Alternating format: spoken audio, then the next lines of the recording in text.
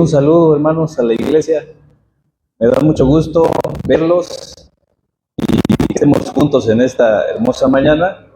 Todos venimos con el único propósito de darle solo a Dios la gloria. Amén. Ese es uno de los ejes principales de nuestra Iglesia Nacional Presbiteriana.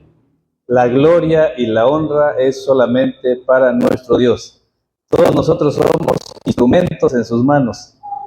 Y a Él le place usarnos de la forma que Él quiere, cuando Él quiere, como quiere, y esa es también la soberanía de Dios. Estamos bajo las manos de Dios y pues para mí es un placer muy grande estar nuevamente con ustedes y por qué no compartiendo este tema que ya lo he compartido en otras ocasiones, un tema que considero es muy importante para la iglesia el día de hoy.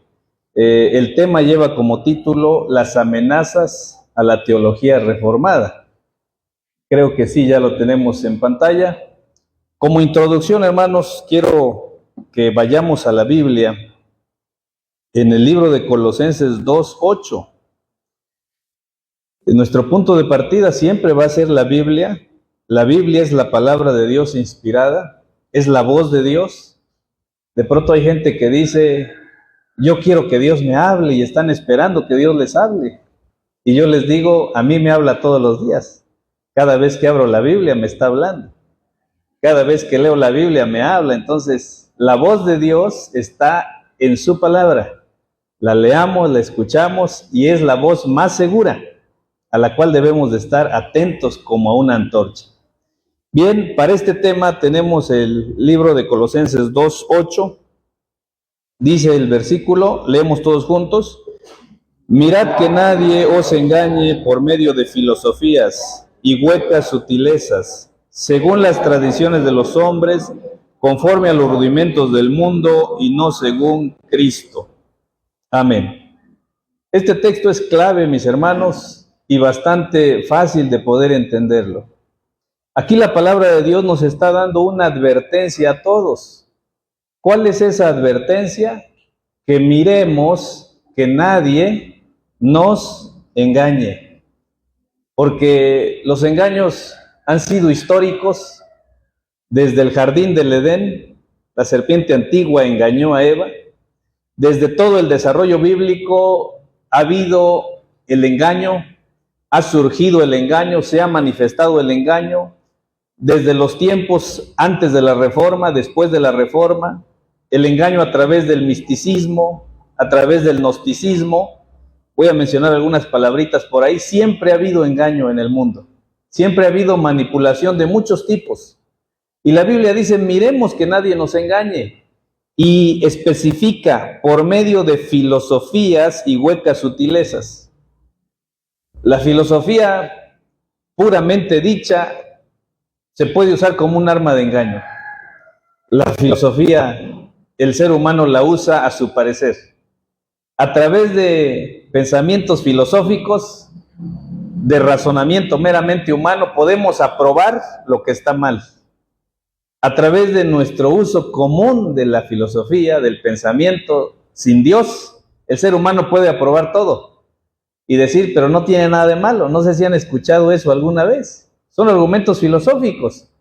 Cuando alguien dice, pero ¿qué tiene de malo? Y nuestra respuesta de nosotros es que la Biblia lo prohíbe, por eso es malo. Las cosas que están mal para Dios en la Biblia están mal y no las podemos aprobar ni las debemos aprobar por medio de filosofías. Les voy a poner un ejemplo bastante claro y bastante fuerte. Hoy está en boga el homosexualismo, el lesbianismo. ¿Y qué dicen las personas que están a favor de esto? Pero si ellos se quieren y se aman, el amor es de Dios, no le hacen daño a nadie, son muy amables, no se ha dado cuenta que son muy serviciales, siempre están con una sonrisa. Y esos pensamientos, ¿qué pasa? La gente lo escucha y ¿qué dice?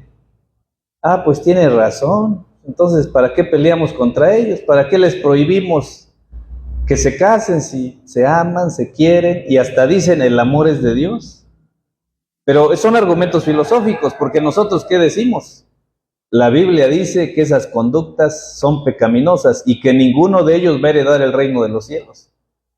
Nuestra respuesta es bíblica, no filosófica. Entonces, ¿sí me explico? Con la filosofía podríamos tolerar todo, podríamos aceptar todo. Por eso nosotros, como Iglesia Reformada, nuestro principio no es filosófico. Eso espero que lo anoten con letras grandes. Nuestro principio no es filosófico. Nuestro principio es la revelación de Dios escrita en su palabra. Este es nuestro principio. Nosotros nos basamos en lo que dice la Biblia. Creemos en lo que dice la Biblia. Estamos a favor de lo que la Biblia enseña. Y a lo que la Biblia le llama pecado, nosotros también le llamamos pecado. Esto es clave como introducción a este tema. Nuestro principio es bíblico, revelación de Dios, no filosófico. Pero aclaro, alguien dirá, ¿pero en el seminario no se estudia filosofía cristiana? La respuesta es que sí, pero se estudia como una herramienta para respaldar lo que dice la Biblia y no para que la filosofía diga lo que la Biblia quiere decir. ¿Sí me explico? La filosofía que se usa y se enseña también, yo soy maestro de seminario, rector de un seminario, es filosofía cristiana, que debe de estar basada en la Biblia, diferente a la filosofía humanista. Quiero hacer este parteaguas. La filosofía humanista está basada en el hombre, en la persona, en el yo. La filosofía cristiana se basa en la Escritura. Entonces son conceptos que es importante tenerlos claro. Por eso la Biblia dice que nadie te engañe por medio de filosofías. ¿A qué filosofía se refiere aquí la palabra de Dios? A la filosofía del mundo, del hombre. A esa filosofía que dice, es que mira, no hay problema, se puede hacer, no daña a nadie. Y que nadie te engañe por la filosofía ni por huecas sutilezas. Las huecas sutilezas, lo hueco es lo que no tiene nada dentro. Lo hueco es como algo que se ve muy bonito, pero tú lo tocas y está hueco. Y lo hueco, un ejemplo, es como una pared que se ve de piedra, pero realmente tiene pegado un papel que le hace ver de piedra. Y cuando tú lo ves de lejos, dices, ah, qué bonita pared. ¿Cuánto les habrá costado hacer esa pared de piedra? Pero te acercas y dices, lo voy a probar qué tan dura está. Y la tocas y es plafón falso, solo que tiene pegado. Querían que el pueblo cristiano se volviera a circuncidar otra vez. Y eso ya había pasado, ya no estaba dentro de la enseñanza de Cristo. Pero había un grupo que decía, se tienen que circuncidar. Y estaban a favor de eso y predicando eso. Entonces, en el contexto dice, no, la circuncisión ya no, porque fuiste circuncidados no con circuncisión, no hecha de mano, al echar de vosotros el cuerpo pecaminoso, sino en la circuncisión de Cristo. Entonces, en el contexto, ahí están esas huecas sutilezas, la filosofía. También dice en el 17, vanamente hinchados por su propia mente carnal. Ese es el humanismo, el reflexionar solamente en el yo pensante, que hablaron muchos filósofos de eso, del yo, y dejaron a un lado a Dios. Muchos filósofos, su racionamiento fue en el yo, el hombre como centro del universo, y esto está aquí en el verso 18, vanamente hinchado por su propia mente carnal. La mente sin Dios es una mente humanista. Verso 22, conforme a mandamientos y doctrinas de hombres, cosas que todas se destruyen con el uso, mandamientos, doctrinas de hombres, con el asunto filosófico y las huecas sutilezas se arman mandamientos y doctrinas de hombre. Verso 23, tales cosas tienen a la verdad cierta reputación de sabiduría, es decir, tales cosas nos dejan a veces asombrados y podemos decir, wow, ¿cómo sabe? ¿Cómo lo explica? Que se puede hacer esto porque así, que porque allá, que nuestra mente así y que nuestro pensamiento así, y por lo tanto lo que era pecado antes ya no lo es ahora, y hay explicaciones, dice aquí, tienen a la verdad cierta reputación de sabiduría. Hay un punto que se habla mucho en la filosofía reformacional, se usa como una explicación de contexto, quiero aclararlo, no que ellos se basen en eso, pero de ahí viene su contexto cuando hablan de los motivos básicos religiosos. El primer motivo básico religioso, el segundo, tercero, cuarto que aparece en la conferencia. Entonces, yo les digo a ustedes, vamos a estudiar el primer motivo básico religioso. ¿Cómo lo escuchan? Como que un poquito, wow, y ahora que esto va a estar interesante. ¿De qué se trata? ¿Con qué se come? ¿Cómo lo podemos entender? Ahora, hay otro punto que usan mucho los reformacionales también, cuando dicen la vida la vamos a dividir en esferas. Y les vamos a hablar de la esfera social, y de la esfera ética, y de la esfera biótica. ¿Cómo tiene eso? Lo que dice aquí la Biblia, cierta reputación de sabiduría. Y como que quisiéramos oír más sobre eso, ¿no? Que ahora ya no se hable del cristianismo integral, que mejor hablemos de esferas. Y como que nos vamos y humanamente, a ver, hablemos más de esto. Pero son filosofías huecas. Nuestro principio reformado está escrito.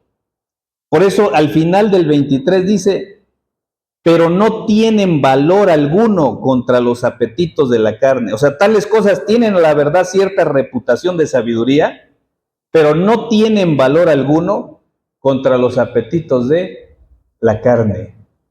Que eso es lo que la carta está hablando, que ahora tenemos una nueva vida en Cristo y para nosotros las cosas viejas pasaron y todas son hechas nuevas.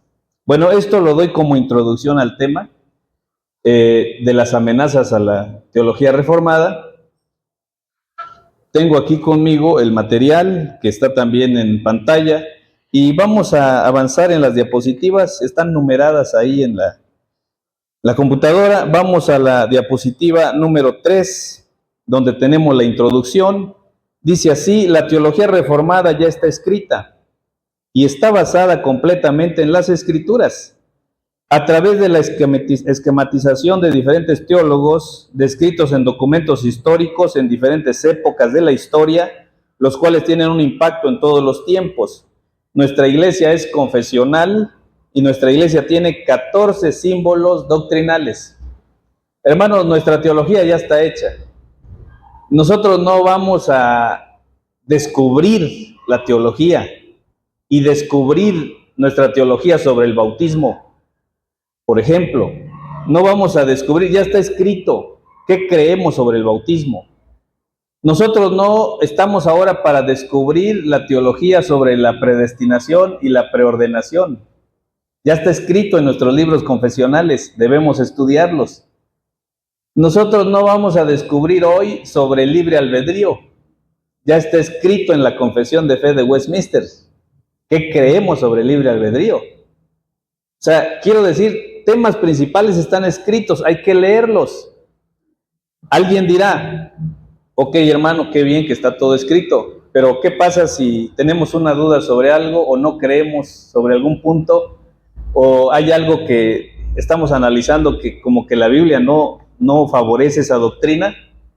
Hermanos, por eso nuestro lema de la iglesia es reformada siempre, reformándose. Es decir, hay un camino expuesto por la Asamblea General y vamos a ver eso en las diapositivas. Vamos a darnos cuenta que la diapositiva número 5, ahí se nos dice, ¿puede haber cambios en nuestra teología? La respuesta es sí, sí puede haber. Si hay algo que en algún momento se dice y se llega a un consenso que no tiene realmente un respaldo bíblico, pero tiene un proceso, no puede ser así nada más, que yo me pare aquí el día de hoy a decirles, hermanos, ¿saben qué? Vamos a cambiar una doctrina.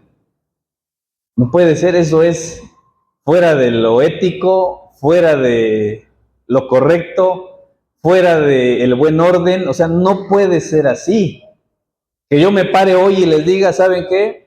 Desde hoy, la terminología que vamos a usar ya no es ministerios de la iglesia presbiteriana, esferas, vamos a usar esferas de la iglesia presbiteriana. No puede ser. O sea, si en algún momento algo, porque el asunto de la doctrina reformada es que estudiemos como los bereanos, y decimos aquí como que hay un punto débil, tiene un proceso. Esta diapositiva nos dice, tiene que haber un concilio, porque el concilio es lo único facultado para hacer esos cambios, ya sea en la confesión de fe, en cualquier otro libro, y para eso hay que proceder de acuerdo a los reglamentos. O sea, porque de pronto algún hermano me dice, hermano, entonces ya no tenemos que pensar nada. Si ya está todo escrito, ya no pensemos. Al contrario, los mismos reformadores hablaron, y Martín Lutero fue uno de ellos. Iglesia reformada siempre, reformando. Sí, pensemos, estudiemos, hagamos exégesis a la Biblia. Pero a lo largo de la historia, hermanos, que yo recuerde en mi corto caminar, no ha habido ningún cambio doctrinal en nuestra Constitución y en nuestros libros doctrinales. Yo nunca he escuchado que digan, pues ahora ya se cambió, ya no se cree en la predestinación. Artículo tal y tal y ya lo cambiamos. No lo he escuchado, ni ha habido, ni lo he leído. Sí ha habido ajustes en algunos puntos doctrinales, ajustes en la práctica. Por ejemplo, el asunto de la Santa Cena, que se daba solo a los adultos. Ahora nuestro libro dice también puede darse a los niños porque los niños son hijos del pacto. Y eso se ha dejado como que lo analice cada iglesia si lo puede dar o no. O sea, en ese sentido ha habido ciertos ajustes porque se ha estudiado, se sigue estudiando. ¿Sí me explico? O sea, sí puede haber algo, pero tiene que ser a través de un proceso. No nada más porque alguien se para y diga, ¿saben qué? Ya todo cambió.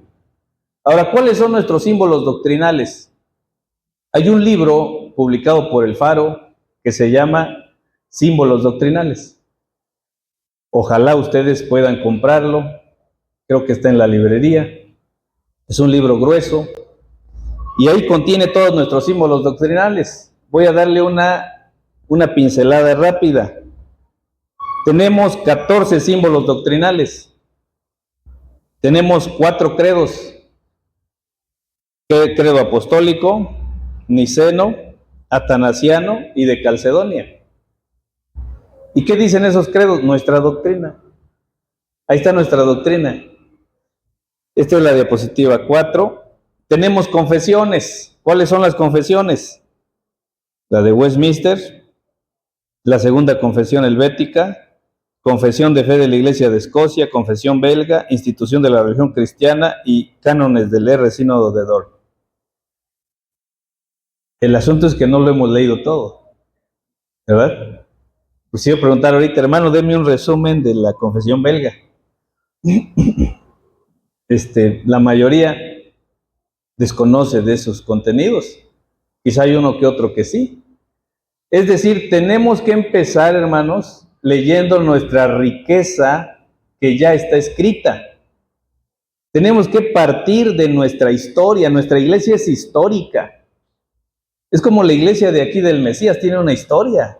Quizá muchos la desconocen, tal vez ustedes no. Quizá yo sí la desconozco porque tiene pocas veces que vengo aquí al Mesías.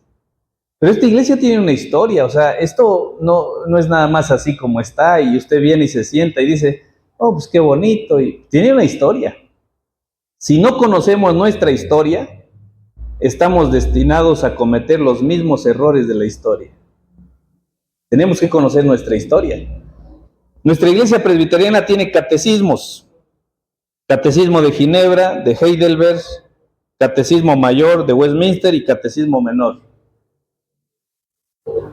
Platicábamos con el pastor Evers, ¿cuáles son los libros que podríamos leer? Son estos, los libros de cabecera. Nuestra base siempre va a ser la Escritura. Y todos estos libros que he citado o credos están basados en la Escritura. La confesión de Westminster, por ejemplo, ¿cuántos textos bíblicos trae en cada punto? Muchísimos. Usted da un tema de la confesión de fe y no termina de explicar todos los textos que trae. Porque nuestras bases están acá. Pero fue necesario, con el paso del tiempo, debido a las confusiones, que nuestra doctrina quedara articulada en libros precisos y concretos, con temas precisos. ¿Por qué? Voy a darles un ejemplo. Porque alguien leía un texto y lo interpretaba de una manera. y luego venía otro y leía el texto y lo interpretaba de otra manera. Así es que el mismo texto uno decía que sí y del mismo texto uno decía que no. Bueno, ¿quién tiene la razón? Pues por eso fue necesario hacer estos libros y en cierta parte concilios para poder explicar realmente lo que quiere decir la Biblia. Por ejemplo, hay el texto de San Mateo que dice: bienaventurados los pobres en espíritu, porque de ellos es el reino de los cielos. Muchos interpretan, entonces hay que ser pobre. Qué bueno que soy pobre, dicen algunos. Qué bueno entonces, porque qué bueno que no soy rico. Qué bueno que yo no tengo trabajo y todo el tiempo estoy de pobre, buscando a ver qué puedo hacer por ahí, a ver quién me regala algo. Pero el texto no se refiere a eso. ¿Me explico? El texto dice los pobres en espíritu, no en economía. Entonces, doy esto como una explicación de que de pronto hay quienes un texto lo usan para acá y otro lo usan para allá. Y a veces esto pasa en las iglesias, espero que con ustedes no, pero hay iglesias donde de pronto yo escucho y me dicen: pasó un hermano a predicar hoy, y el hermano del siguiente domingo predicó todo lo contrario del hermano del domingo pasado. Y yo digo: ah, sí, de veras que hay problemas, porque a veces estamos dando interpretaciones propias. Nuestras interpretaciones deben de ser basadas en el contenido de la Biblia, no lo que a mí me convenga decir o lo que mi contexto favorezca.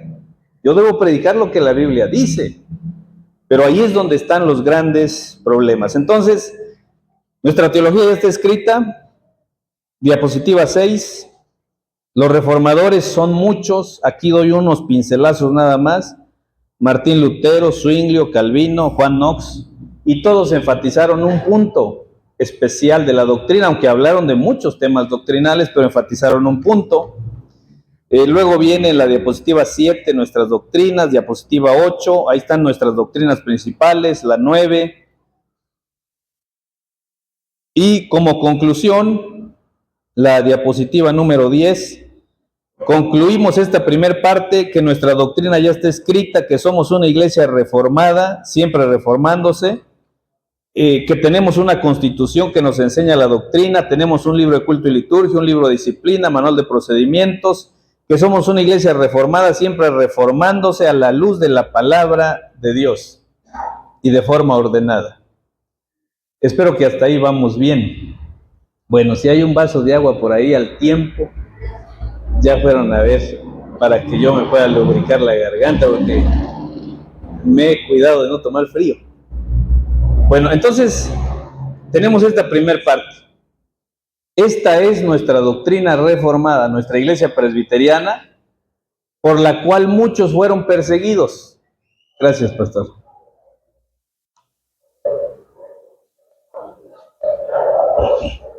Por lo cual muchos sufrieron. Muchos de nuestros antepasados dieron su vida por esto. O sea, nosotros no vivimos en años atrás, en tiempos de la Inquisición, no vivimos en ese tiempo, pero podemos leer un libro. Muchos sufrieron martirios atroces por defender esta doctrina. La Biblia es la palabra de Dios.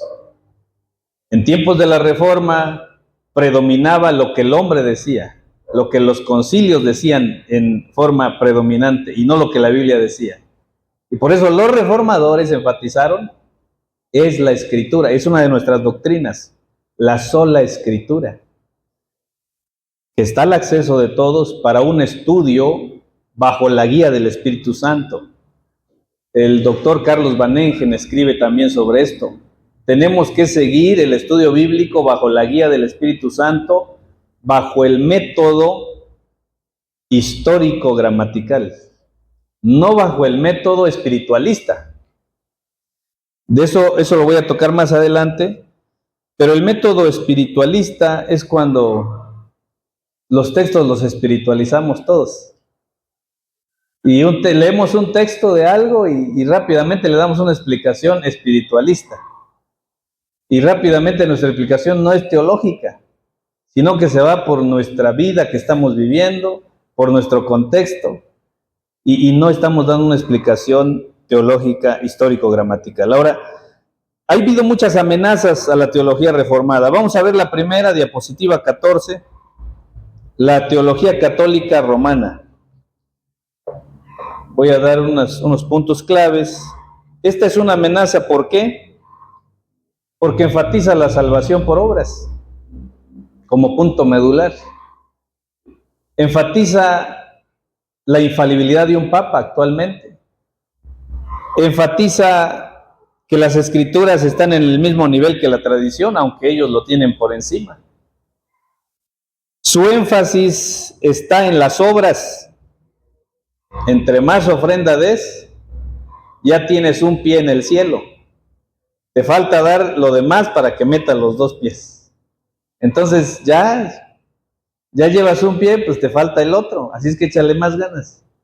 A ver si este año metes el otro pie. Entonces no es así, la salvación no es por obras. Nuestra teología reformada dice no por obras, para que nadie se gloríe, basado en la Biblia. Porque somos hechura suya, creados en Cristo Jesús para buenas obras. Ahora, pero esta es la parte que hay que entenderla. La salvación no es por obras, pero Dios me ha creado para buenas obras. O sea, parece una contradicción, pero no lo es. No somos salvos por obras, pero debemos de hacer buenas obras, porque esa es una muestra de que ya somos cristianos. Las buenas obras no es para que yo sea cristiano.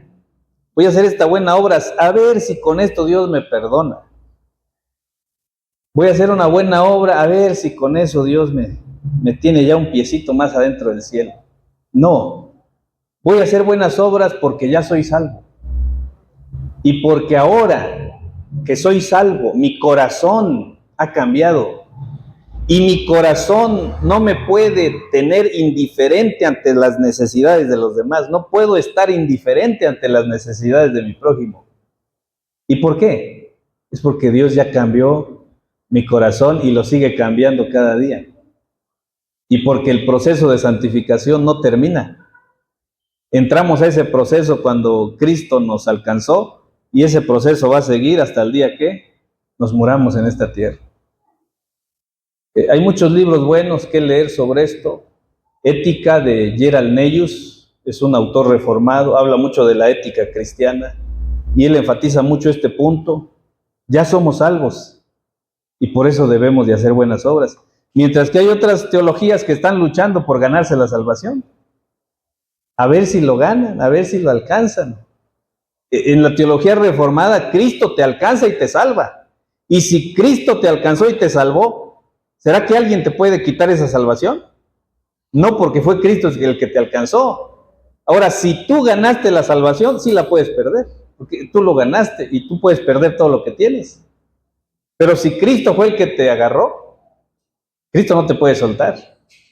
Pero si tú fuiste el que te agarraste de Cristo, tú te puedes soltar en cualquier momento, eres débil. O sea, me explico, la doctrina de la salvación bíblica es la doctrina salvo, siempre salvo. Dice la Escritura, mis ovejas nadie las puede arrebatar de mi mano. Pastor, pero entonces no pecamos. Sí, claro que pecamos. Somos pecadores arrepentidos. Somos pecadores porque estamos en este mundo y estamos en el proceso. Ya tenemos las arras del Espíritu, pero todavía estamos en una lucha práctica día con día. Y usted pregunta a un pastor, o me puede preguntar a mí, pastor, ¿usted no peca? Y yo voy a decir, sí. A veces tengo algunos problemas, paso por dificultades como ustedes. Y pastor, ¿usted no se enoja? Pues sí, pregúntele a mi esposa si no me enojo. Es decir, sí somos humanos todavía, me enojo y tengo que enojarme en algún momento, pero debo de entender que debo controlar mi vida. Debo de tener un control. ¿Y de dónde viene ese control? De Dios. Entonces sí somos humanos, o sea, no nos vamos a idealizar ni vamos a idealizar a nadie. Aún los reformadores no los vamos a idealizar. Juan Calvino tuvo sus detalles en Ginebra. Hubo una situación ahí difícil donde murió mucha gente. O sea, no vamos a idealizar al hombre. Los hombres son instrumentos en las manos de Dios que fueron usados para un movimiento maravilloso, el cual se llamó la Reforma Protestante en 1517. Es una cosa maravillosa, pero el ser humano es falible, el único infalible es Dios. Ahora, ¿cuándo ya no vamos a pecar? ¿Verdad? Yo quisiera que mi esposo ya no peque, que mi esposa ya no peque, que no se moleste, no se enoje. Quisiera que mi esposo, mi esposa, ¿cuándo va a ser ese día? En el cielo. Mientras estemos aquí, su esposa se va a seguir enojando. Trate de no enojarla mucho, pero se va a seguir enojando. Su esposo también se va a seguir enojando. Trate de no hacerlo enojar, pero no va a poder evitarlo. Es que es natural. Y en algún momento el enojo le va a llevar a cometer algo que usted va a decir, no debes hacer eso. Pues no lo debe hacer, pero ya se enojó. Ya lo tiró, ya lo quebró. ¿Ahora qué hacemos? No lo podemos, ya lo quebrado, quebrado. ¿Verdad? O sea, me explico en este punto porque esto es medular para nosotros, porque estamos en un proceso de santificación. Así es que nos ayudemos unos a otros para avanzar en este proceso. Segunda amenaza, diapositiva siguiente, creo que es la 15, la teología arminiana. La teología arminiana, hermanos, enseña que la salvación es por decisión del hombre. Dios murió en la cruz para salvarte, pero tú decides si le aceptas o no. Surge con Jacobo Arminio, teólogo holandés, 1560-1609. La teología arminiana es eso. Tú decides si aceptas o no a Cristo. Y la teología reformada es, Cristo ya decidió.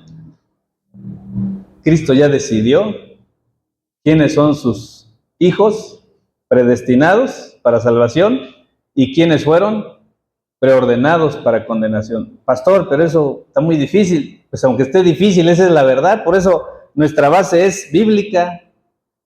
Ahora, filosóficamente sí podemos cambiarlo. Con la filosofía, no, pues la verdad tú decides. Yo no creo que Dios decida. Porque, a ver, ¿quieres levantar tu mano o no?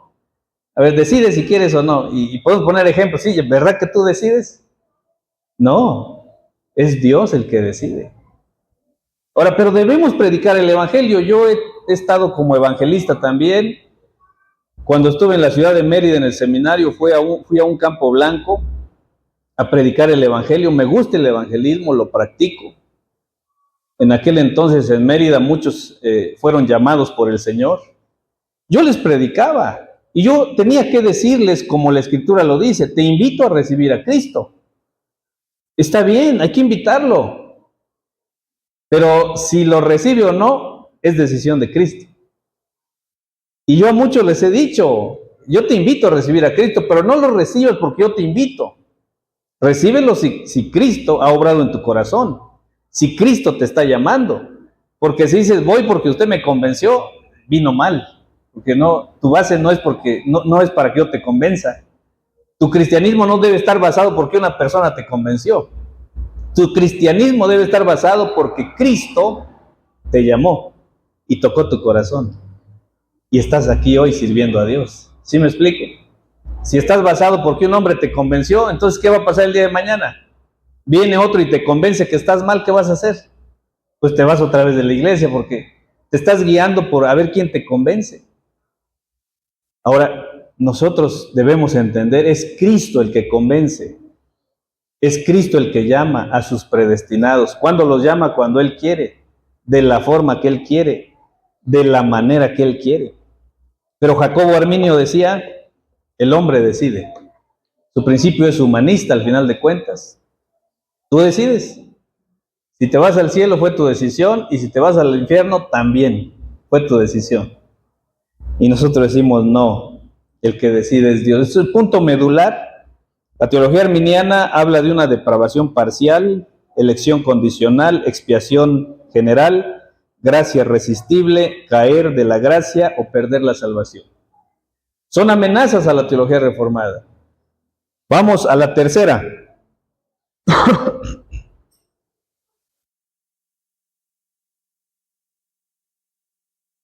Bueno, ahí haciendo unos ajustes para que aparezca bien, gracias hermanos. la teología de la liberación.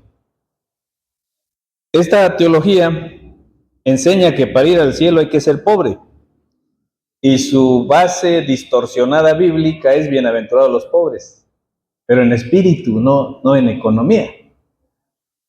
Tiene que ver con el comunismo, se opone a la riqueza, enseña que la riqueza pertenece a los pobres, hay que quitársela a los que la tienen.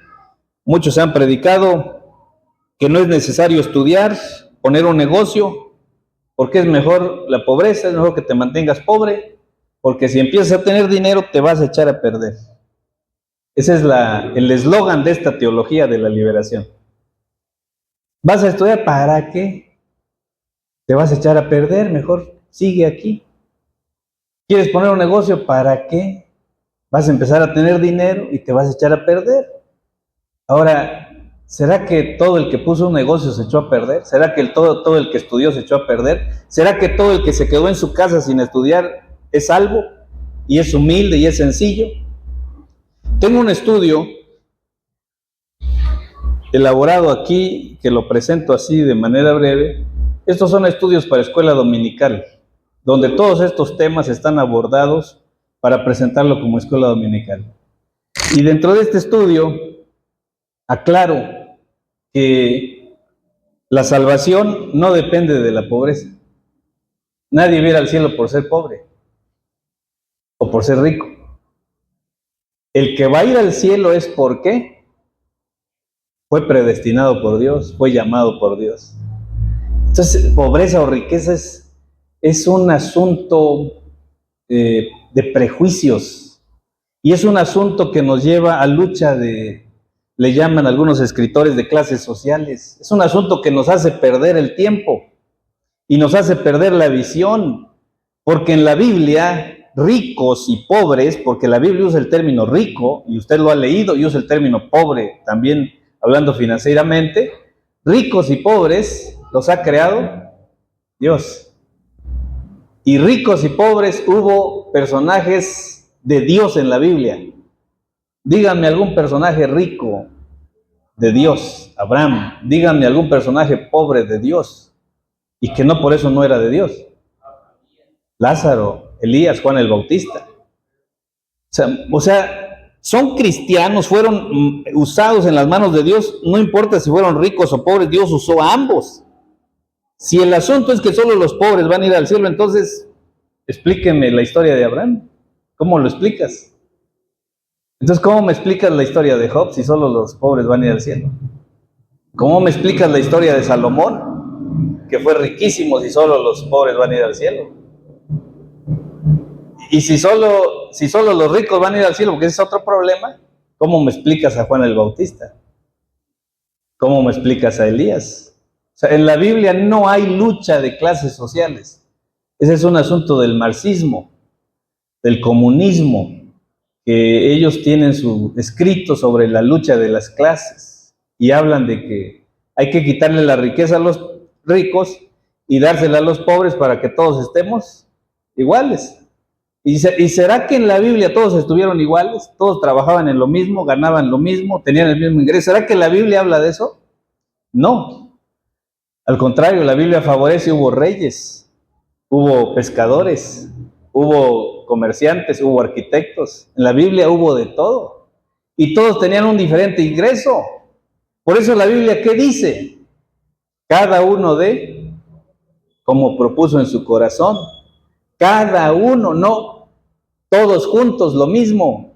Si no, en la Biblia ya no dijera cada uno, dijera den 50 dracmas cada uno, cada mes. Si la Biblia favoreciera el comunismo, dijera den igual todos van a dar un dracma por semana. Pero es que no se puede, porque todos tienen diferentes ingresos. Y Dios ha dado diferentes capacidades a cada uno. Amén. Entonces la teología arminiana se va por esto, y la teología de la liberación se va por la pobreza. Hay que ser pobres para ir al cielo. Esto no funciona. Los países que han abrazado el comunismo han hecho más mal que bien. Cito algunos ejemplos rápidos. Cuba era rica en el 59. cuando nuestros abuelos estaban presentes o algunos ya habían nacido. Pero cuando llega Fidel Castro con la idea del comunismo y de que los va a enriquecer a todos, realmente los empobreció. Vaya a Cuba, pero no como turista, vaya a vivir como viven los cubanos. Y usted va a querer morir ahí, porque no tienen libertad de nada, no son dueños de nada. Lo primero que hizo Fidel Castro en el 59 es quitar la propiedad privada. Nadie es dueño de nada. El dueño de todo es el comunismo, es él. Él es el dueño de la tierra, de los periódicos, de los canales de televisión. Nadie puede hablar en contra de él, porque él está controlado por todos. Él es dueño de todo.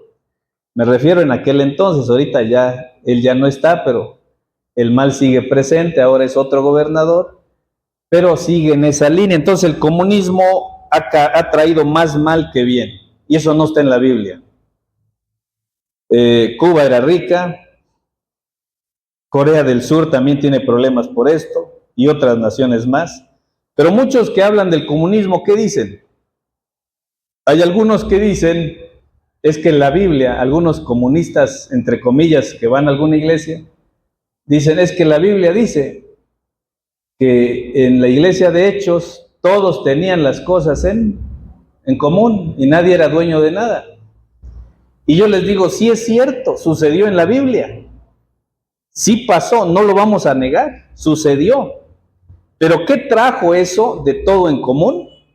Más adelante la iglesia de Jerusalén padeció hambre. Porque al tener todo en común, y esto es de todos, hermanos, pensemos que ahorita se aplica eso, hermanos, ahorita todo es de todos. Ahorita en total tenemos 100 hectáreas de terreno, 200, porque es de todos. Y ahorita es de todos los títulos de los maestros, doctores y los dueños de sus empresas y tiendas, es de todos. Cuando decimos todo es de todos, se genera el robo, se genera el ya no querer trabajar. Bueno, pues si es de todos, ¿ya para qué trabajo? Yo quería trabajar y comprar una hectárea de terreno por allá, pero ya dijo el pastor que es de todos. Lo que tenía el hermano ahora es de todos, entonces ya para qué trabajo. Y yo quería también comprar un carro, pero si ya es de todos, entonces ¿cuántos carros tengo ahorita? Ya tengo como 20 carros. Entonces ya para qué trabajo. El comunismo quita las aspiraciones al libre capital. Quita las aspiraciones a superarse, porque es como un papá que le dice a su hijo, hijo, todo lo que tengo es tuyo. Ah, pues qué bueno. ¿Y cómo? ¿Para cuándo? ¿O cómo le hacemos? ¿Cómo está el asunto? Pues es tuyo, nada más que yo me muera. Y es tuyo todo. ¿Y el hijo qué dice? Ah, pues está bueno entonces.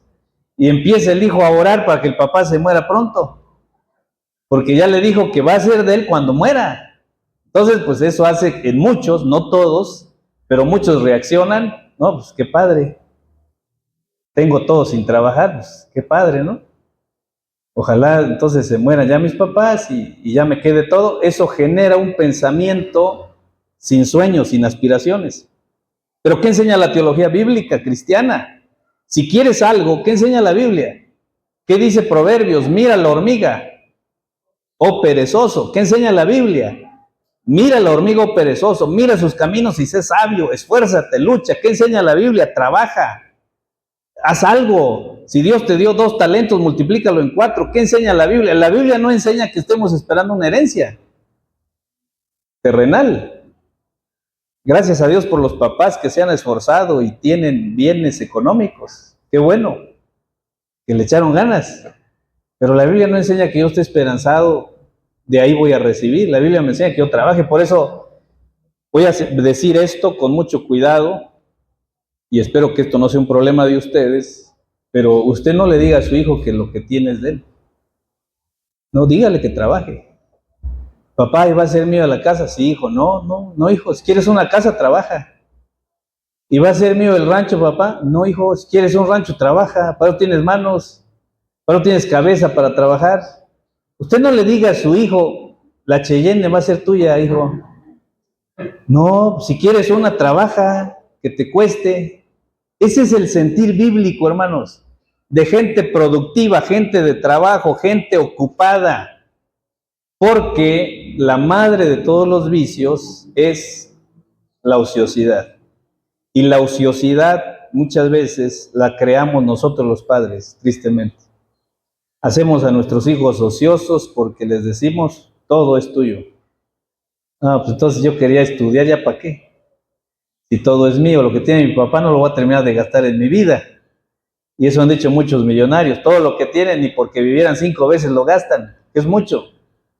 Bueno, esto lo tengo que decir porque es parte del pensamiento comunista y a veces se infiltra tristemente en nuestro pensamiento y terminamos haciendo más mal que bien. Así es que si alguien quiere algo, bíblicamente trabaje. Y la Biblia lo dice, el que no trabaje, que no coma y no otras cosas más. No va a comer y otras cosas tampoco va a poder.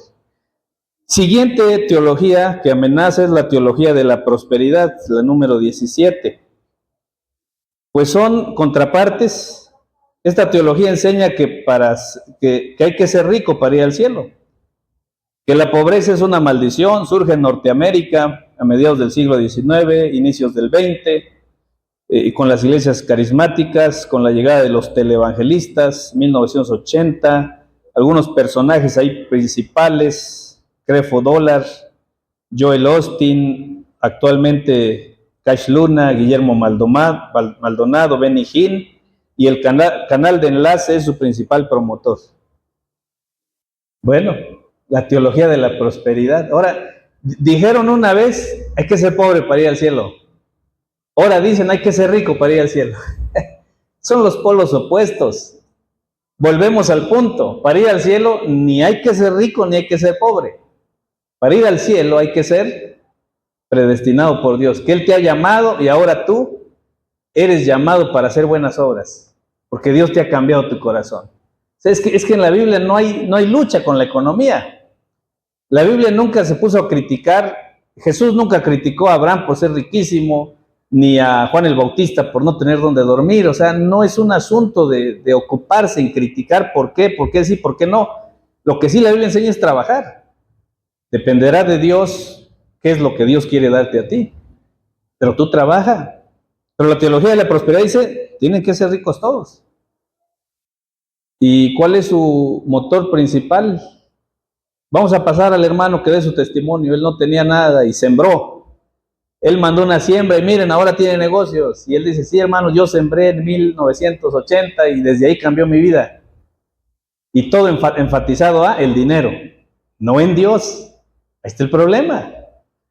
Y hermanos, en el canal de Enlace, siembren. ¿Cuántos van a mandar su siembra? Ahorita toca los de 1,000 pesos. Manden ahorita.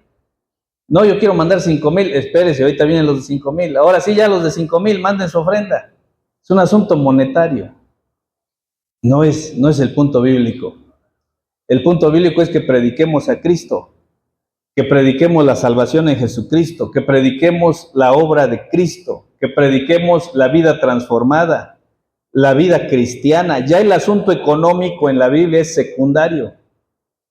Si Dios quiere darte, te va a dar, pero tú trabaja. Y si estás trabajando y tú dices, pastor, yo trabajo mucho, pero como que no veo nada, no te preocupes, ¿no? Dice la Biblia, no te afanes por hacerte rico. Si Dios te va a dar algo, te lo va a dar, y si no, no te afanes, tú trabaja. Pero si tú dices, pastor, pues yo la verdad no trabajo y yo quisiera tener algo, pero no me gusta trabajar, entonces sí tienes un problema. Empieza a trabajar, ¿verdad? Entonces tenemos que saber identificar los males y no llamar mal a todo. Tenemos que identificar, no podemos tener prejuicios para todo. Cada caso es diferente. Pero la teología de la prosperidad enfatiza el dinero. Vamos a la siguiente, la número 18, que es la teología liberal.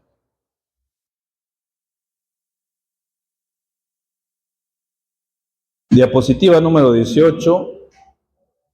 La teología liberal enseña que la salvación es por gracia y que puedes hacer lo que quieras, que tu comportamiento no importa. Enfatiza la ortodoxia y descuida la ortopraxis. Explico breve estas palabras. Ortodoxia es la sana doctrina y ortopraxis es la sana práctica y ortopatía es las sanas emociones. Entonces, tenemos que tener en cuenta estos tres principios: ortodoxia, ortopraxis y ortopatía. Las tres cosas debemos saber entenderlas, son para Dios. Nuestras emociones son para Dios. O sea, no somos personas sin emociones, pero no vamos a caer en el emocionalismo. ¿Sí? La ortopráctica es para Dios, pero no vamos a caer en el fariseísmo. La ortodoxia es para Dios, pero no vamos a caer en el intelectualismo. O sea, la vida cristiana embona todo.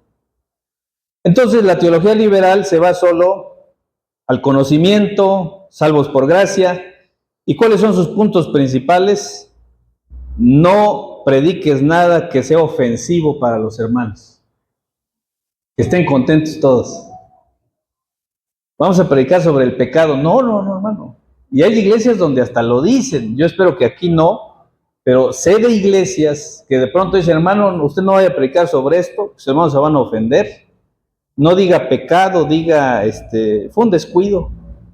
No use términos de esto, del otro. No vaya a predicar Deuteronomio 28, donde dice las maldiciones. Maldito serás, y maldito en tu casa, maldito. El que me oye y no obedece, las maldiciones van sobre él. No vaya a hablar de eso, hermano, aquí no. Aquí estamos tranquilos todos. Esos temas no se tocan aquí. Aquí solo se toca el amor de Dios. Eso queremos que predique todos los domingos. Que Dios nos ama, que Dios nos quiere, que Dios nos restaura, que Dios nos perdona, pero no vaya a hablar del pecado. Increíblemente hay iglesias que aún así le dicen a sus predicadores. Esas iglesias son de corte liberal. Porque claro que vamos a hablar del pecado. Claro que lo vamos a decir. Lo que Dios no le agrada, no le agrada. La hechicería, las mentiras, la homosexualidad, la fornicación, el adulterio, no le agrada al Señor. ¿Pero por qué lo predica? ¿Acaso usted es perfecto? Luego vienen las críticas. Pues no, nadie es perfecto, pero así lo dice Dios y lo voy a predicar. Porque ese mensaje también es para mí. El mensaje no solo es para la iglesia, yo también lo necesito. Entonces, en una sana doctrina reformada, tenemos que predicar las cosas bíblicas tal como lo enseña la Biblia. Pero tampoco predicamos para que el hermano se sienta mal, ese es otro problema. Tampoco vamos a predicar, esto lo voy a decir por el hermano que está allá, él le va a llegar bien esto, como anillo al dedo. Ahora sí me voy a desquitar, este texto va para el hermano. Ni modo, si se enoja más, total, ya está enojado conmigo, ¿qué tanto es otro enojo? Tampoco vamos a predicar así, o sea, tampoco vamos a hablar del pecado porque queremos lastimar a alguien. El objetivo de la predicación no es que lastimemos a nadie, es para que la gente viva de acuerdo a la palabra de Dios. O sea, si yo estoy predicando con un sentir, mi motor es lastimar a alguien, estoy mal. Y si estoy predicando la contraparte, para que todos se sientan bien, estoy mal. Es que mi predicación no es ni para que se sientan mal, ni para que se sientan bien. Mi predicación es para la gloria de Dios. Es que no trato de que se sientan bien y que todos den un aplauso, qué bueno, ni que todos queden enojados conmigo. No es mi motivación. Los predicadores bíblicos no se motivan por eso. Predican para la gloria de Dios. Y si algún hermano después del culto dice, hermano, eso me llegó a mí, gloria a Dios. No lo hice para que te llegara, pero qué bueno que te llegó. De eso se trata también. Cuando venimos a la casa de Dios, Dios habla a nuestra vida. Pero no veamos al predicador, veamos a Dios.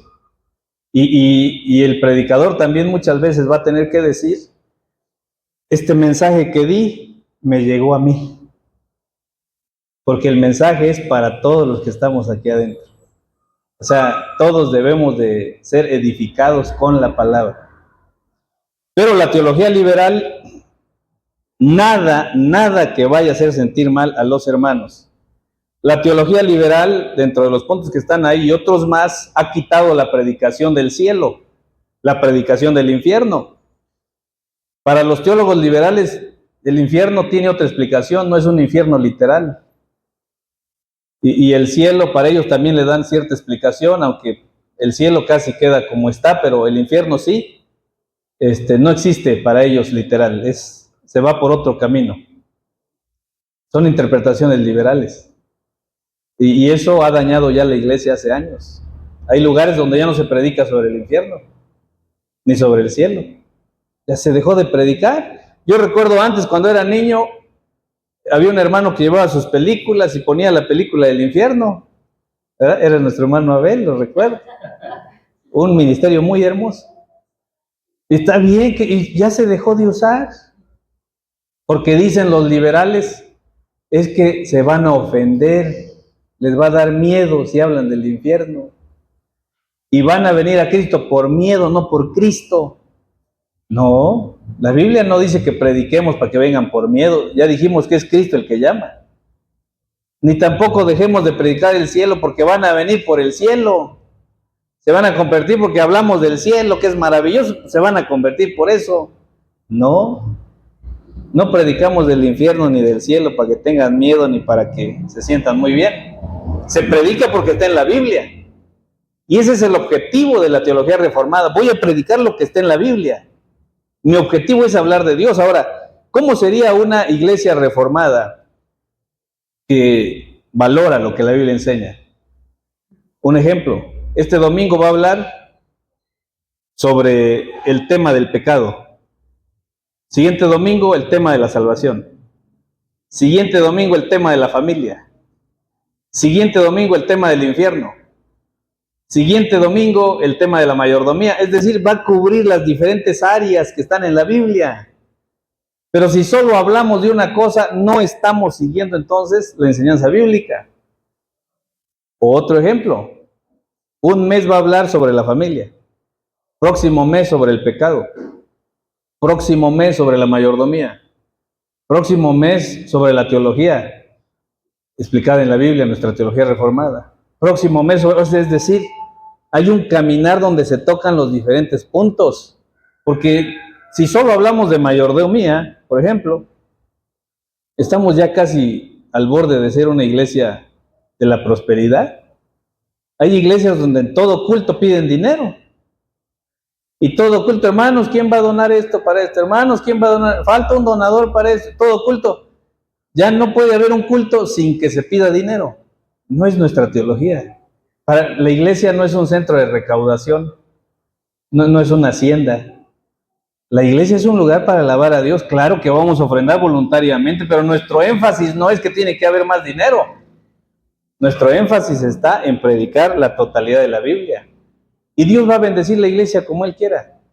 Y si Dios manda más economía, pues hacemos otro templo, compramos un terreno allá, y si no, no, todavía. O sea, vamos a ir caminando conforme Dios vaya moviendo las cosas, no nosotros. Entonces la teología liberal se va por esa tangente y después viene la teología reformacional. Siguiente amenaza, diapositiva 19. En verdad, esto no nace como teología, sino como filosofía reformacional. Y este término aún no hace verdadera justicia al movimiento. Esto lo veremos en la siguiente conferencia, pero enseña que la salvación es por gracia, pero se basa en la filosofía humana.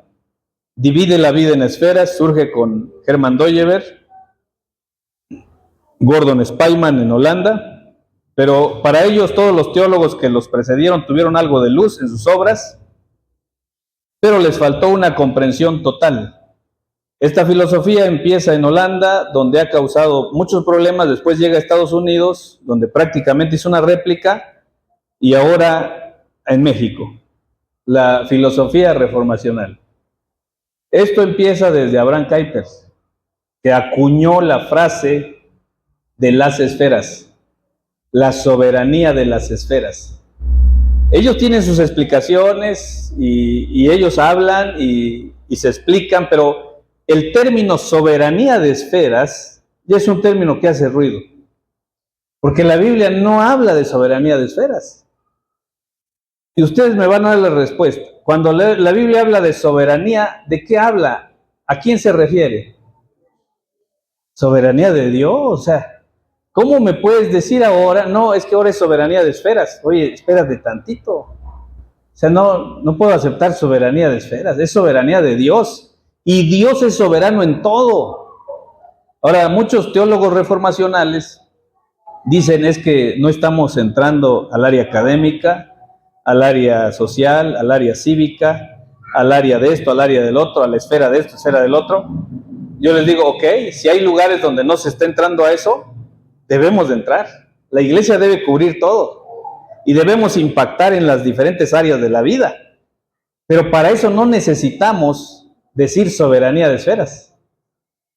Para eso nuestra doctrina es soberanía de Dios. Lea su constitución, lea nuestros libros de gobierno, ahí aparece soberanía de Dios, no soberanía de esferas. Y nuestra base no es filosófica, y estos reformacionales, Gordon Spyman en su teología sistemática, porque primero nace como filosofía. Abraham Kuyper, siendo teólogo, habla de las esferas, pero no lo desarrolla. Luego viene Hermann Doyever y Vollenhoven a desarrollarlo, porque ellos son filósofos. Ellos sí desarrollan la filosofía de la idea cosmonómica. Después que se desarrolla la filosofía de la idea cosmonómica, viene Gordon Spyman, y él hace un trabajo de teología sobre la filosofía reformacional. Él escribe un nuevo paradigma para ser dogmática. Y es un poco enredado esto de entenderlo a primer plano, pero sí lo podemos comprender. Ese es el caminar de este movimiento de Ámsterdam, basado en la filosofía. Y más adelante lo podemos ver. Ellos dicen que un teólogo no puede explicar los temas profundos de la Biblia. Necesita un filósofo para que lo explique. Ya desde ahí ya, semáforo rojo. Bueno, entonces los teólogos, ¿ahora qué? Entonces ya no va a haber pastores, ¿qué vamos a tener entonces? Filósofos aquí al frente. No, la Biblia nos habla de pastores sometidos en la palabra de Dios, que oren, que busquen la dirección de Dios, no la base filosófica. Vuelvo al punto que dije hace un tiempo. Yo estudié filosofía cristiana en el seminario, doy clases en el seminario, pero esa filosofía debe de estar sujeta a la palabra de Dios, no al ser humano en sí. Por eso esta es una amenaza más hacia la teología reformada. Voy a concluir esta primera parte. Esto es extenso, hermano, estoy dando unos pincelazos rápidos. Si usted quiere el material completo, aquí lo traigo. También nuestro hermano Josué tiene algunos que le quedaron de la vez pasada. Pero usted quiere leer completamente, aquí está el material, a un costo accesible para todos. Ahora, ¿cómo podemos concluir esta primera etapa? Y tengo aquí escrito algunas conclusiones sobre esta primera etapa, que es importante que lo tengamos en cuenta. Diapositiva 20.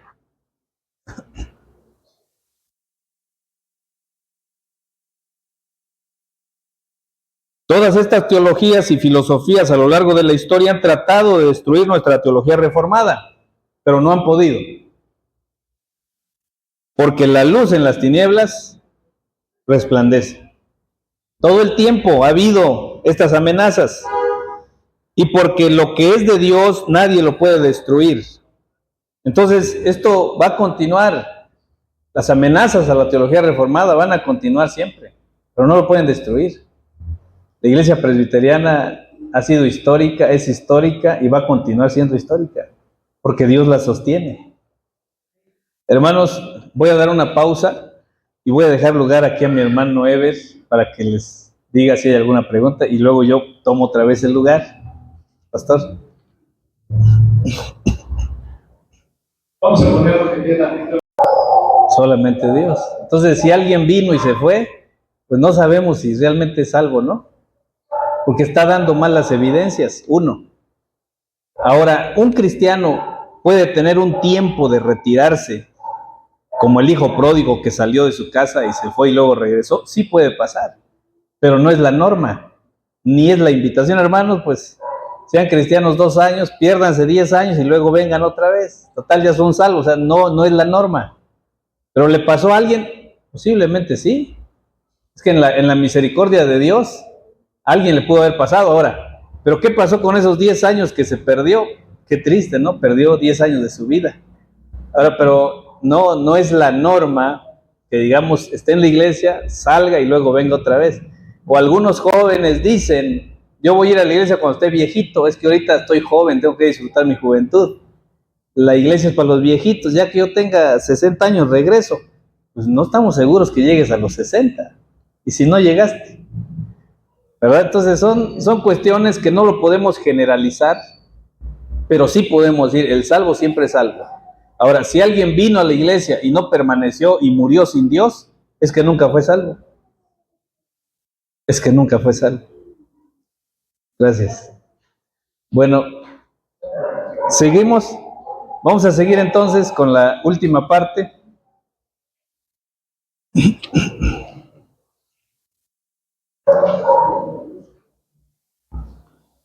Y vamos a leer San Judas 1, versículo 4.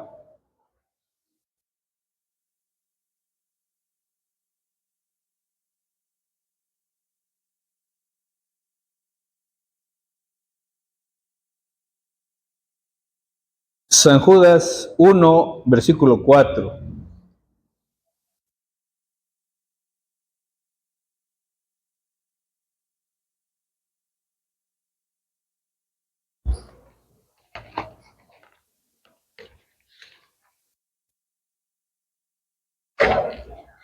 Voy a pedir que todos los lean, hermanos. Tienen su Biblia en su mano.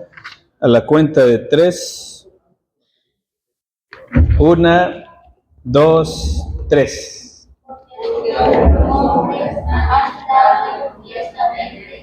Donde desde antes habían sido designados para esta dimensión, hombres y Dios que convierten en el personaje la gracia de nuestro Dios, y llegan a Dios el único soberano, nuestro Señor Jesucristo. Muy bien, la Biblia nos advierte, hay hombres impíos que han entrado encubiertamente, los que desde antes habían sido destinados a esta condenación. Hombres impíos que convierten en libertinaje la gracia de nuestro Dios. Ahí está, hermanos. O sea, si yo les digo, por la gracia de Dios y solo la gracia de Dios, y los dejo a un libertinaje, esa es una cualidad de un hombre impío. Sí, la gracia de Dios es grande. La gracia de Dios es sublime, pero no es para caer en un libertinaje. Sí, no vamos a negar ni le vamos a restar nada a la gracia de Dios. La gracia de Dios es lo que nos ha salvado, es lo que nos sostiene. No es nuestros méritos, no es nuestro esfuerzo, aunque nos debemos esforzar. Ya lo hemos visto, debemos trabajar, pero no es eso. Lo que nos sostiene es la gracia de Dios. Pero la gracia de Dios no nos debe llevar al libertinaje. Entonces, si alguien dice, como ya soy salvo y la gracia de Dios me alcanzó, pues ahora no importa lo que yo haga. Cualidad de un hombre impío. Ya soy salvo, la gracia de Dios, no importa si voy al templo o no. Evidencia de un hombre impío. La gracia de Dios ya me alcanzó, ahorita estoy perdido, pues no importa. Total, la gracia de Dios está en mi vida. Cualidad de un hombre impío. La gracia de Dios lo hace todo, pues no importa que yo me esfuerce. Es más, esta semana ni voy a ir al templo, pero la gracia de Dios me alcanzó. No por ir al templo voy a ser más salvo. Cualidad de un hombre impío. Convierten la gracia de Dios en libertinaje. Son hombres impíos que convierten en libertinaje la gracia de Dios y niegan a Dios, el único soberano. Esto es clave. ¿Cuántos soberanos hay o cuántas cosas soberanas hay?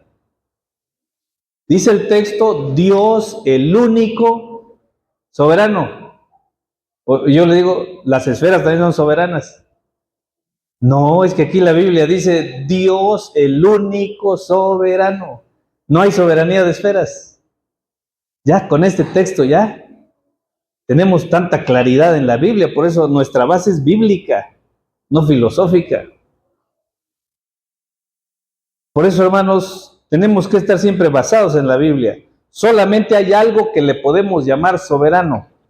Este texto lo dice, ese algo es Dios. Ese alguien es Dios, perdón. Solamente alguien es soberano. Y ese alguien es Dios, el único soberano. Vamos ahora a analizar el siguiente material, la filosofía y teología reformacional al descubierto. Voy a dar unos pincelazos rápidos. Aquí tengo todo el material. Este es un segundo material elaborado. También traje suficientes de estos, creo, para los que gusten. Y vamos a la diapositiva número 19. Y espero que ustedes lo lean todo detenidamente. Voy a dejar esto también a los hermanos, la 19. Bueno, en lo que aparece en la pantalla voy a leer lo que tengo acá. Su énfasis está en el bien común. El contexto y su énfasis está en el bien común y en una postura holista, a fin de ya no generar más guerras. Su propósito es bueno, pero no es la meta del cristianismo. Nuestra meta es glorificar a Dios y por nada del mundo comprometer el evangelio. Es más, somos llamados a estar dispuestos al martirio si fuera necesario. Es por ello que el fin del bien común no justifica el medio de la filosofía reformacional. Es decir, el fin no justifica los medios.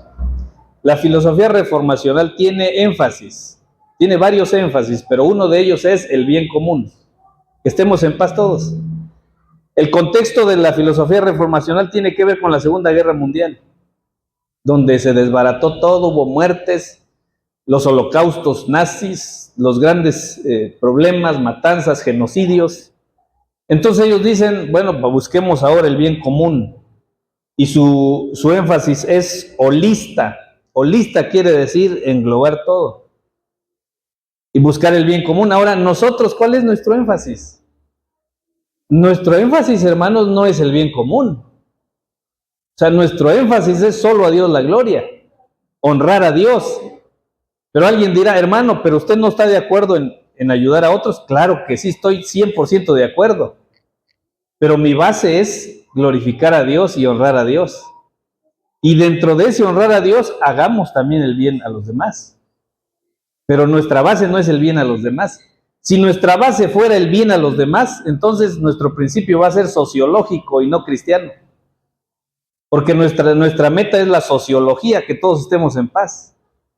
Sí queremos que todos estemos en paz, pero bajo la base de el evangelio del cristianismo, no bajo la base sociológica mía.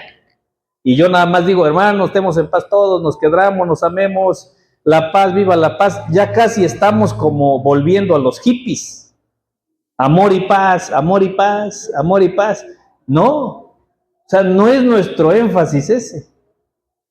Nuestro énfasis está en honrar a Dios y seguir lo que Dios dice.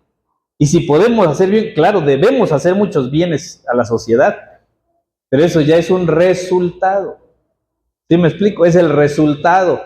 ¿La iglesia cristiana reformada va a dar de comer en el hospital? Claro que sí. Es un resultado, no es nuestro objetivo.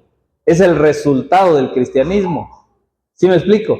Son resultados, debemos hacerlo. Dije al inicio, dice Efesios, somos hechura suya, creados en Cristo Jesús para buenas obras, sí. Pero el principio de todo es Cristo. Las buenas obras son un resultado. Vamos a la diapositiva número 22. Muy bien. A ver si tenemos, ¿es la 22 o 23, hermano? 24. Ok, 24, esa es. Entonces, estamos dos diapositivas de diferencia, pero si yo digo 22 es 24. Ok, aquí dice, muchos dicen, no todo está mal con la filosofía reformacional. También tiene muchas cosas buenas. Eso es lo que dicen muchos, es que no todo está mal en la filosofía reformacional, tiene cosas buenas. Por eso, acéptalo. Ese es el gancho. Es que no todo está mal, tiene cosas, no has leído bien la página 15, la 20. No todo está mal, tiene cosas buenas.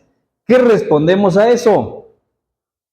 Primera respuesta, lo bueno que tiene viene de la teología reformada. O sea, si tiene algo bueno es porque lo sacaron de la teología reformada. Eso ya lo teníamos nosotros antes. Una primera respuesta. Segunda, Podríamos decir lo mismo de las sectas o del catolicismo o de los movimientos sociales, pero esto crea más confusión que claridad. Ahora, ¿será que las diferentes cosas de la vida también tienen cosas buenas? Pues sí, todo tiene algo de bueno. Hay un pensamiento que dice, no existe el mal total, ni el bien total. Todo lo bueno tiene algo de malo y todo lo malo tiene algo de bueno. Es verdad. Pero ¿qué pasaría, por ejemplo, qué pasaría que en un mensaje se cite a Fidel Castro? En una cita. Y alguien diga, como dijo Fidel Castro, la unidad hace la fuerza. Vamos a confundir al pueblo. O sea, son cosas que no tienen nada que ver. Él tuvo una lucha social lejos de Dios y su movimiento fue comunista. Entonces, no puedo yo respaldarme citando a Fidel Castro. Tengo que citar que la Biblia dice que la unidad es buena, los hermanos juntos en armonía, pero si meto una cita de él, ya eché a perder todo. O una cita que hable de Carlos Marx con el comunismo o Adolfo Hitler, o que alguien aquí predique y diga, como dijo Adolfo Hitler, ya nos están revolviendo. ¿Qué es esto entonces? O sea, aquí venimos a predicar la palabra de Dios. Vamos a citar algunos personajes, pero que están relacionados a la teología reformada. Podemos citar a Lutero, Calvino, pero citar a Adolfo Hitler, si él fue casi en aquel tiempo le llamaron un anticristo.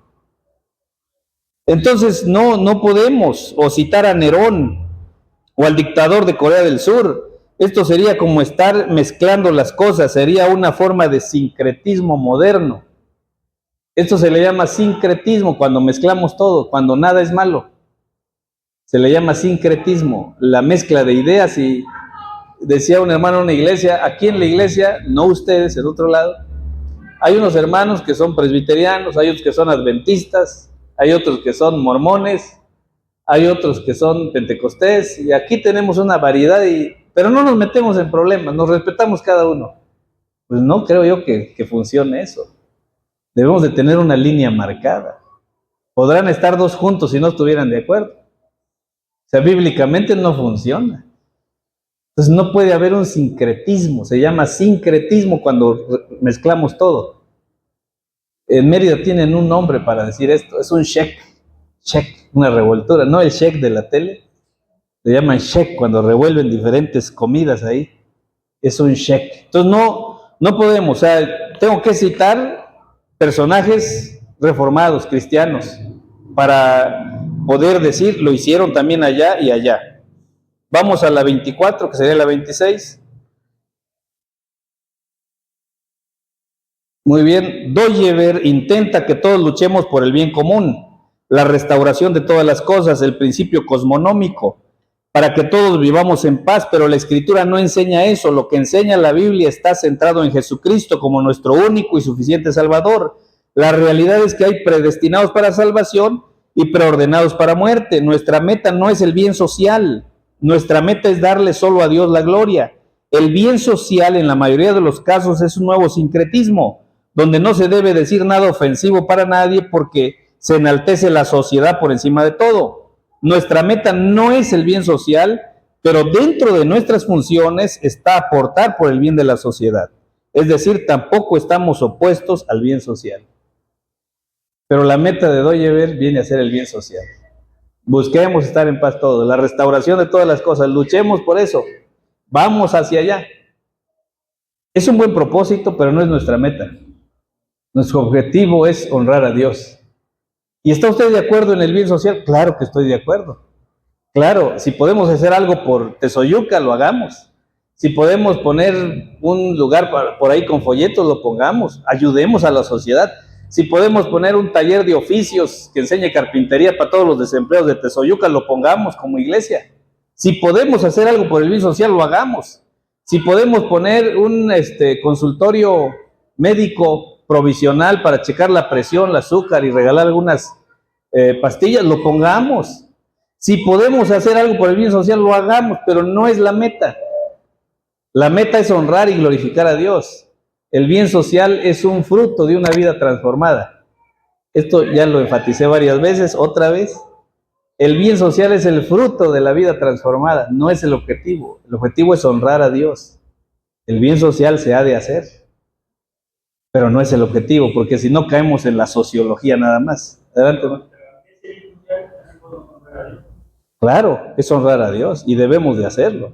Debemos hacerlo, pero no es la meta. La meta es honrar a Dios, porque luego si no, nuestro principio va a ser sociológico y ya no cristiano. Pero sí, eso honra a Dios, claro, claro que honra a Dios. Que usted dé consultas a una persona necesitada, honra a Dios. Que usted enseñe oficios a una persona que no tiene trabajo, honra a Dios. Que usted en lugar de darle un pescado le enseñe a pescar, honra a Dios. Pero ¿cuál es la meta? Solo a Dios la gloria. Lo que Dios apruebe, lo que Dios enseñe. Ok, vamos a la siguiente. La número 30. A ver, la número 34. Creo que ahí es 36. Como una conclusión del primer libro, este es un libro extenso que hay que leer, pero aquí tengo una conclusión. Dice la 34, o creo que es otra, donde diga conclusión del primer libro. Ahí está. Bueno, dice, lo bueno de la filosofía reformacional es teología reformada. Muchos de los argumentos de la filosofía reformacional son confusos. Lea usted a Doyever, a Spaiman, lea usted algunos libros de ellos, son muy confusos. Le llevan una cosa, le dan vuelta, le revuelven, le hablan del yo pensante, del yo esto, del yo el otro, y es difícil. Los motivos básicos religiosos no son base para el cristianismo, nuestra base está en la Biblia. Porque Doyever dice en su libro que estamos basados en los motivos básicos religiosos. No estamos basados en la Biblia, no estamos basados en el principio filosófico de Grecia, no estamos basados en el dualismo, estamos basados en la Biblia. No creemos en la soberanía de las esferas, creemos en la soberanía de Dios. Número 5, la Biblia, la palabra de Dios es nuestra autoridad para todo, para asuntos de fe, para la política, para la iglesia, para el comercio, para la tecnología, para la familia, para la educación. La Biblia es nuestra base, no las esferas. 6. Nuestra finalidad es solo a Dios la gloria, no el bien común, aunque lo procuramos, y ahí se aclara esto, pero no es nuestra finalidad. Si nuestra finalidad fuese el bien común, nos guiaríamos por reglas puramente sociales y dejaríamos la Biblia a un lado. 7. Es verdad que todos tenemos un trasfondo cultural, pero al ser llamados por obra del Espíritu Santo, somos hechos nuevas criaturas, creciendo en el proceso de santificación. Todos tenemos un contexto. Pero Doyever y Spaiman hablan mucho de que tú eres el resultado de tu contexto. O sea, ¿cuál fue tu contexto? ¿Te maltrataron de niño o tuviste un problema? Por eso eres así. Porque tu contexto, o tus papás estaban en la brujería o en el misticismo, por eso tú eres así. Entonces todo él lo relaciona con el contexto. Ahora, ¿pero qué dice la Biblia? De modo que si alguno está en Cristo, sí tuve un contexto, todos tuvimos un contexto, pero si ahora estamos en Cristo, somos nueva criatura. Ese contexto que tuvimos, sí, es real y fue real, pero ahora Cristo nos hace nuevas criaturas y estamos en esa batalla del crecimiento cristiano. En algún momento ese contexto nos afecta, pero ese contexto ya no debe determinar nuestra vida. Ahora estamos en Cristo, somos nuevas criaturas. Si no, imagínense, entonces Pablo no podría ser predicador, porque ¿cuál era su contexto de Pablo? Era perseguidor. Entonces, si nos vamos a los contextos y a pensar en el asunto de cada persona, pero Pablo fue predicador. Entonces, por su contexto íbamos a decir, él no va a poder ser predicador. Es que todo el tiempo le va a atacar que él mataba a los cristianos. Ahora, va a ir a predicar, pero se va a matar uno por ahí, porque su contexto le sigue. Y por ahí va a matar otro, porque no va a dejar su contexto. No, resulta que no mató a nadie. Después fue usado como instrumento de Dios. ¿Qué pasó ahí? Dios lo transformó. Y eso nosotros también. Cada uno de nosotros tiene un contexto. Si habláramos ahorita de nuestro contexto, cada uno, tenemos contextos diversos. Pero ¿qué nos une ahora? Nos une Cristo. La transformación que Cristo empezó y sigue haciendo en nosotros. De lo contrario, yo tendría que buscar personas afines a mi contexto. Tendría que decirles cómo fue mi contexto, cómo crecí, y alguien va a decir, yo también, hermano, sí me pasó, véngase para acá, ya somos equipo. Tendríamos que ir buscando personas afines. ¿Quién más vivió como yo? No, que yo también. El otro vivió diferente. Entonces nos vamos a unir por el contexto, pero no es así. Lo que nos une es Cristo, que nos ha sacado de esa vana manera de vivir y nos ha transformado y nos sigue transformando. Pero Deudever se queda mucho en el contexto. Vamos a la siguiente. Estoy dando las conclusiones, hermanos. Si explicara todo esto, necesitamos otras 4 o 5 horas. Ya estoy terminando. Vamos ahora a la siguiente, que es la conclusión del segundo libro de Spyman. Ahora estamos en el libro de Spyman, la 83. Vamos en la 83, que debe ser 85, 86 ahí, donde dice, nos basamos. Bueno, en lo que lo encuentra mi hermano, yo voy a leerlo. Nos basamos en la Biblia como nuestra única regla de fe y conducta. Y nuestros personajes históricos, que son muchos, no los idealizamos, porque son humanos como nosotros y también tuvieron sus errores, los cuales ellos mismos lo aceptaron, pero rescatamos sus aportes teológicos, los cuales están en nuestros símbolos doctrinales. Nos dicen, entonces Calvino, Lutero fueron perfectos. No, tuvieron errores.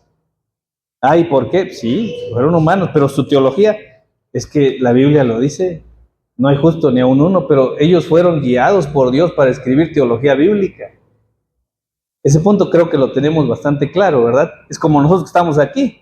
Usted va a predicar el próximo domingo, y es perfecto. No, nadie lo es, pero vamos a predicar porque Dios nos llama a hacerlo. Y el primero que va a recibir el mensaje es el que está predicando. Que el mensaje es para todos. Vamos a la 94, donde dice el reformacional, y aquí voy terminando. El reformacional ni siquiera es calvinista, es del ala calvinista, y así lo dicen en su libro, son del ala calvinista. De eso es muy fácil de entender la metáfora. Usted es del ala calvinista, o sea, no es calvinista, es del ala calvinista, pero nosotros sí somos calvinistas como reformados, tenemos ese principio. En las instalaciones de la Asamblea General tenemos un monumento a los reformadores, entre los cuales está Calvino, y no dice ala calvinista. Y no solo está Calvino, están otros más, porque nuestra iglesia presbiteriana tiene varios teólogos como base, Calvino, Lutero, Knox, otros más. La teología es importante, y lo primero, y no la filosofía. Nuestro pasado es importante, pero ya no es determinante, porque ahora somos nuevas criaturas. Hablar de revelación general y especial, predestinación y preordenación, no es dualismo, pero ellos nos atacan. Tú eres dualista, porque dices predestinación y preordenación. Dices predestinación, preordenación, dices revelación general y especial. Eso no es dualismo. Dualismo es cuando decimos vida cristiana, vida secular. ¿Cuántas vidas tienes entonces? No, nuestra vida es una sola para la gloria de Dios. No hay vida cristiana y vida secular, porque entonces diríamos, aquí estamos en el templo, allá estamos en la calle. Somos cristianos en el templo, en la calle ya no. O como decía un hermano allá en Chiapas, dice, yo soy cristiano, pero mi machete no, dice. Entonces, no, eso sí es dualismo, porque estamos dividiendo la vida. O otro decía, soy cristiano en el templo, en la junta ejidal no soy cristiano. Entonces sí es dualismo, pero no. Nosotros decimos, tú eres cristiano aquí y debes serlo afuera, y si estás con tu machete trabajando también, si estás con una computadora, como estés, tú eres cristiano. Y lo que estés usando es para Dios. Entonces, la 95, la Biblia, palabra de Dios escrita en los 66 libros, es nuestra única regla de fe y práctica. No contiene la palabra de Dios, es la palabra de Dios revelada. No hay 3 palabras de Dios, es una sola, donde nos habla de la creación, del Hijo, de la misma revelación, de los apóstoles, de la familia, de la escatología. Dios no acomoda su palabra, la va desarrollando a lo largo de la historia. Eso lo dice el libro de Spyman, Dios acomoda su palabra, aunque él dice, porque va diciendo esto, luego dice otra cosa, pero el término Dios acomoda su palabra no es un término correcto. Si yo les digo aquí hoy día, Dios acomoda su palabra, no, la palabra de Dios es la misma ayer, hoy y siempre. Nosotros tenemos que ajustarnos a la palabra de Dios, no la palabra a nosotros. Aunque Spyman quiere decir otra cosa, pero otra vez su término es confuso.